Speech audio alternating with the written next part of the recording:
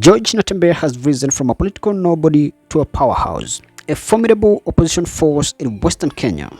Consequently, he has attracted massive hate, enmity, rivalry, and witch hunt from the government of the day. They've been hounding him like a poor hare in the jungle. As we speak right now, the government's dogs, the desert locusts, alongside the EACC detectives, the ethics and anti-corruption detectives, are patching all over his house.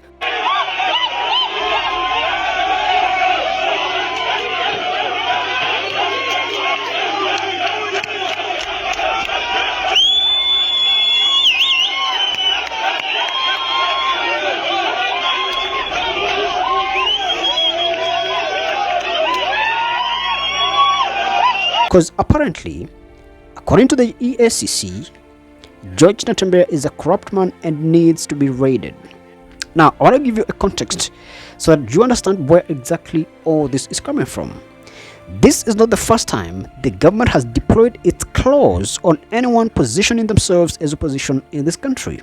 As we speak right now, also, these same government claws are raiding Wamonyoro village, Gachagua's residence. I don't know on what allegations, but it should be obvious. Mr. Rigiji is just too loud and needs to be silenced. You don't even need to ask what they're doing at his home. It is obvious. Just yesterday, the same government's claws stormed the ex-governor of Meru, Kawira Mwangaza's meeting, stormed the venue, tear-gassed everyone, dispersed everyone away, and that was actually a charitable meeting. It was a charitable gathering. They were gathering for some charity work. Okay?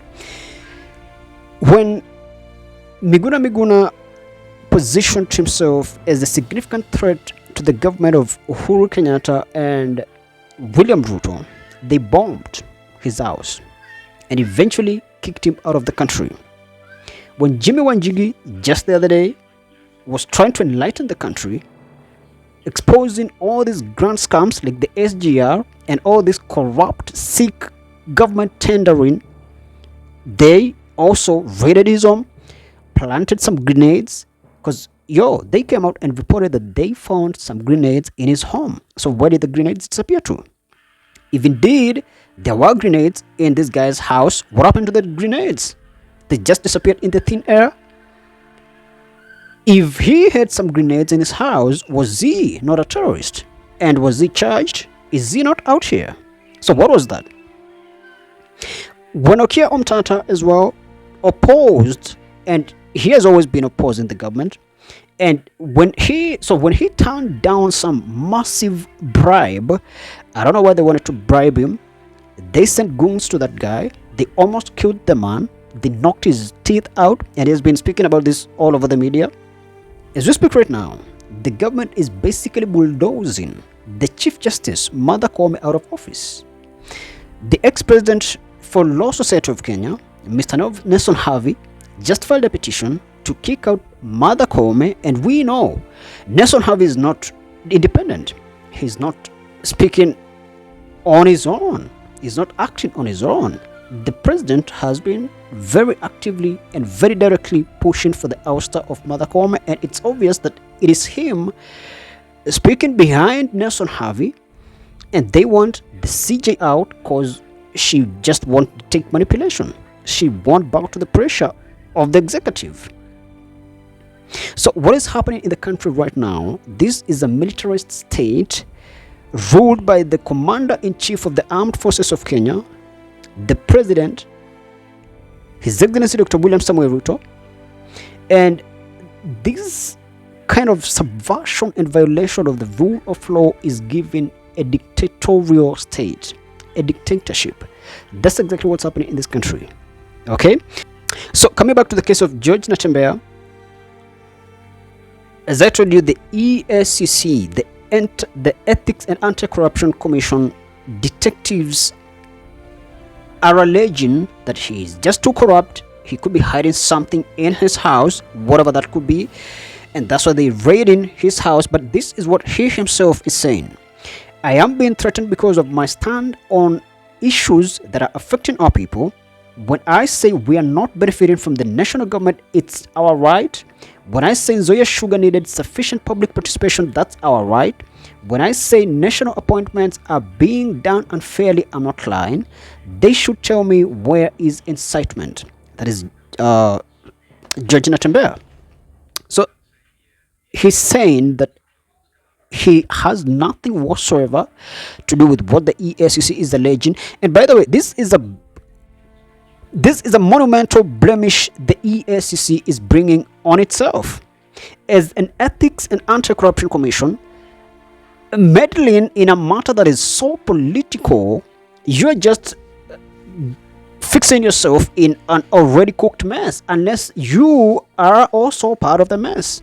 This is a highly politically charged issue, and you're coming in as an independent body to investigate someone who is just so politically hounded, and you want to come out clean. You're just acting like one of the government's propaganda machines.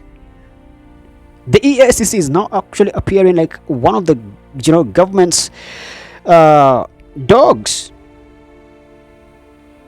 But whatever the case is, Natembeya is saying he's very clean. He has nothing whatsoever to do with that. And it turns out that the deputy governor, but the senator for NZOIA County. So George Natembeya is the governor of NZOIA County, but the senator of NZOIA County is just another, Ruto sycophant, and is right behind the walls on the governor. Okay, this is what he said in a church yesterday. We have leaders who now think that they can utter tribal remarks.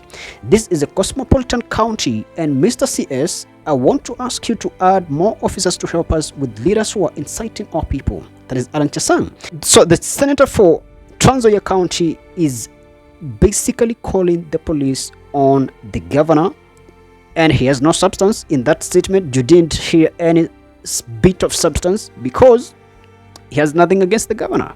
He's just one of the brutal sycophants, and this is coming out as part of the strategy by the government of the day to blackmail, railroad, arm twist, and push the people of NZOIA County and the whole of Western Kenya to support the government of the day, even without a reason, even against their will. Just because Musalia Mudavadi and Wetangula are well taken care of, they want every single Westerner to rally behind the president. And for what reason? Who does that? That is manipulation, right? So that's what's happening at George Natembeya's home. We're just waiting to see what happens right after. But as I told you, this country is under state capture. In fact, the justice system is just captured. With this kind of persecution on the Chief Justice, it is nothing less of justice capture. Okay? So, the government of the day, led by His Excellency William Ruto, can't stand any opposition. They're persecuting every single one of them and just heaping all these nonsensical allegations on them. And it's just getting worse by the day. And they're talking about some people inciting violence. In fact, if anyone is inciting violence in this country, it is these people that are subverting and upsetting the law. These people that are riding on impunity. These people that are so ungovernable. It is them that are inciting violence in this country. It is nobody else.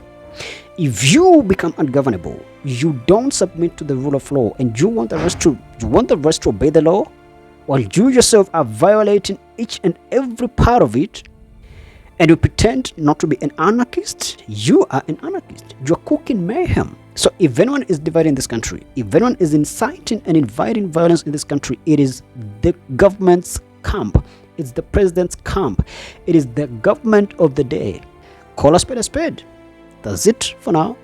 Thanks so much for watching. Remember to share, follow, and subscribe.